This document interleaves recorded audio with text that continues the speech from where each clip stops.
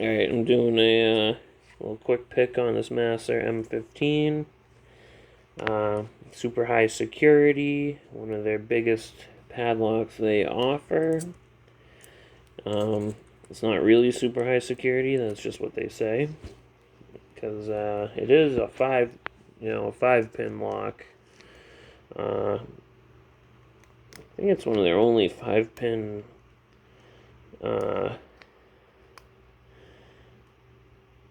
5-pin magnums, if I'm not mistaken.